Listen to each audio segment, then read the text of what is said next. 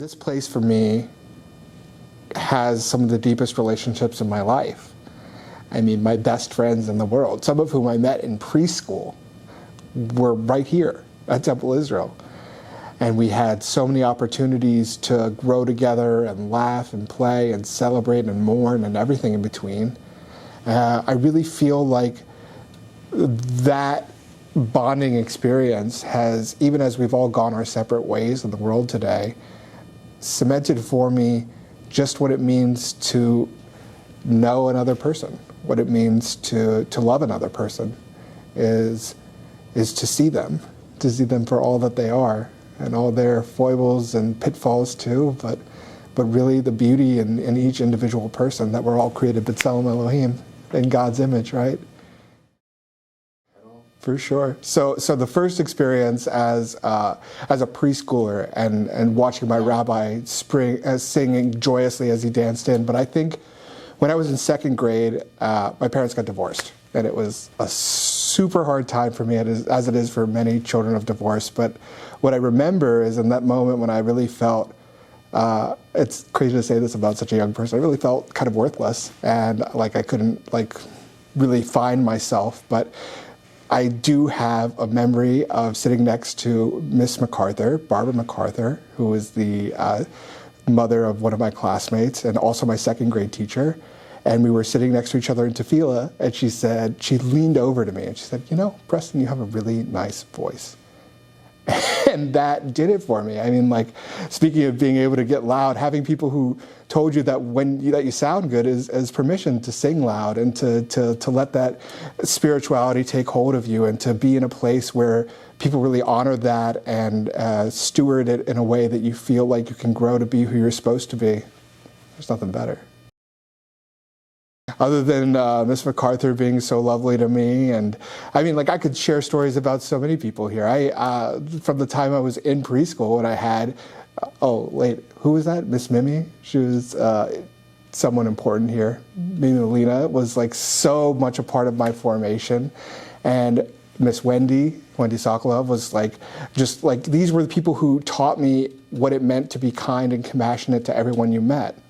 And I took those lessons with me. And I think that all of my religious school teachers and the youth group advisors like Sam Friedman and Melanie and Heather Kufert, all these people who really continued to embrace me and to give me opportunities to show up and as broken and beautiful as I was at that moment, and to really lean into this being a place that was a container for the oys and the joys, let's say it that way.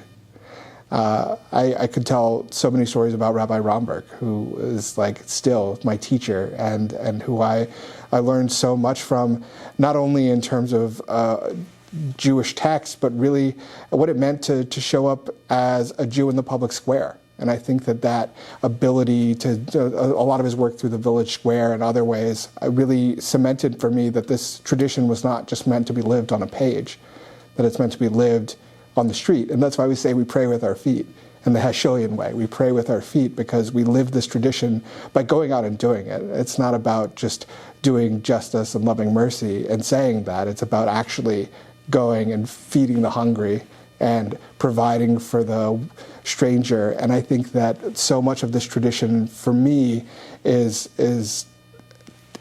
tangible because of the great work that our rabbis did, because of Stanley Garfien in my early years, and Rabbi Romberg and Jack Romberg in later times, that really sort of solidified this as being a real useful contribution to the world. This Judaism thing is worthwhile. And I think that the programs that were built here, that are still being built here, are representative of the fact that a small Jewish community has the potential to make big impact. And I'm just so proud to be from this place. I think that for me, growing up in a place like Tallahassee, Florida, which though it had this place, Temple Israel, that was a safe place where you could live Judaism in ways that were meaningful and authentic to who you are, and I think that's still the case here, that you can live Judaism in ways that are meaningful and authentic to who you are. there was a lot of anti-Semitism around town. I think that it's fair to say that Tallahassee is still in the Bible Belt, and we had a number of instances of anti-Semitism growing up in public school. And I think that really clarified for me who I am and what Jewish values mean, why it's important, why we live these values in the way that we do. And I only hope that my son, if he learns anything from me, it's that he can be proud of who he is, and that this tradition, which I hope to pass down to him, has a lot to say about when times are hard. And we're a resilient people. So I do too much, candidly. I think that I'm one of those people who has a hard time saying no. And there's a lot of life out there I'm trying to live all at once. But I guess, so my parents were labor union people, and that's like really became, those were my two religions in the house growing up, was Judaism and labor unions. And I think unionism, for me, is still alive today as I serve on the board of the New England Jewish Labor Committee.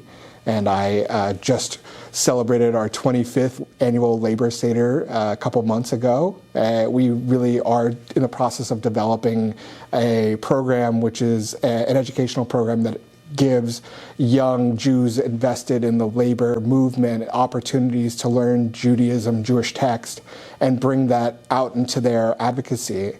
And I think that finding the ways in which those two things come together has been deeply meaningful for me. I also sit as the vice chair on the Commission on Prejudice and Bias of Rhode Island, which is, speaking of anti-Semitism, I think that the ways in which we fight anti-Semitism are inseparable from our ability to express solidarity with other people.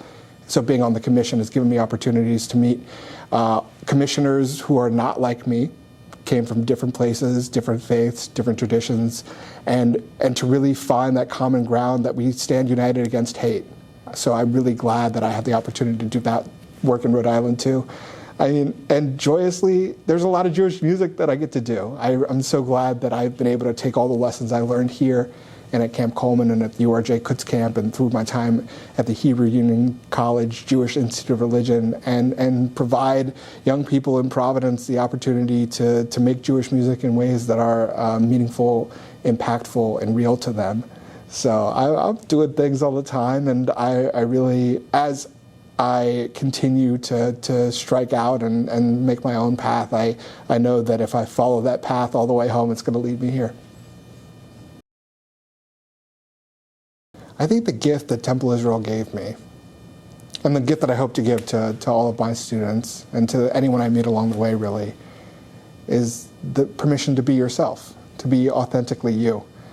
And I meet the world in that way. Everywhere I go, there I am. And I can only be this person sitting in front of you. And I think that when we live our lives authentically and we give other people the permission to do so, we find a world that is waiting to greet us with open arms, because that's all we really want to do, is be known and to know others and to find community. And I think that in today's day and age, all the more so, we're desperate for community. And I thank God that I have this place. And if I can in any small way provide those opportunities to people out there in the wilderness, I'm happy to do so. Yeah, exactly.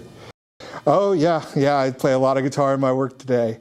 And guitar as a Jewish music endeavor for me started at Camp Coleman, which would have been impossible for me to go to if it weren't for like the Tallahassee Jewish Federation and the very generous contributions from Rabbi Romberg's discretionary fund that gave me this opportunity to go and experience a bigger Jewish waters, to really go and get up on stage at Camp Coleman with Sheldon Lowe and my bunkmate Ari Sharfstein, and to like really feel like not only was Jewish music this thing that was right there in my hands and I could play it because the chords are, here's the secret, very simple, but that we could do it together in a way that brought people joy. And I think that that joy really carried me through not only a few more years at Camp Coleman, but then at the Kutz Camp, where I was a song leading major and had the opportunity to work with some really amazing teachers, many of whom are now rabbis, Ryan Lesner and Danny Moss being two of them. Shouts out, guys.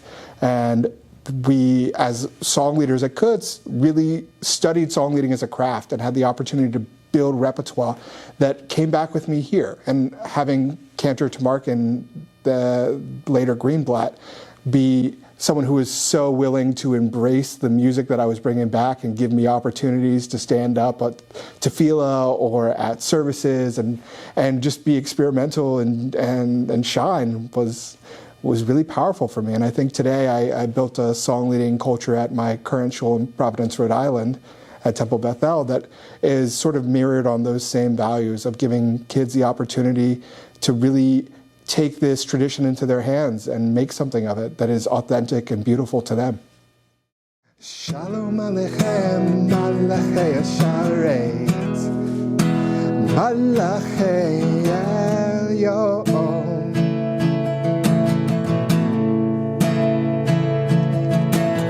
Shalom Aleichem, Malachei Hasharet, Malachei Elyon.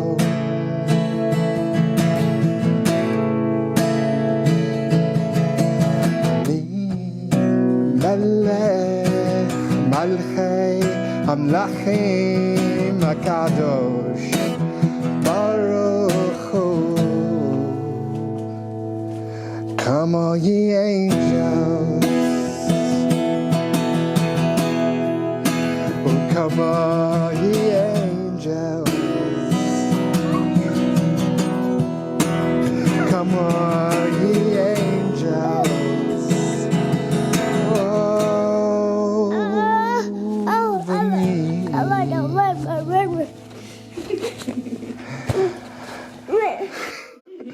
Levi. Satan the Shalom, Malachei Shalom, Malachei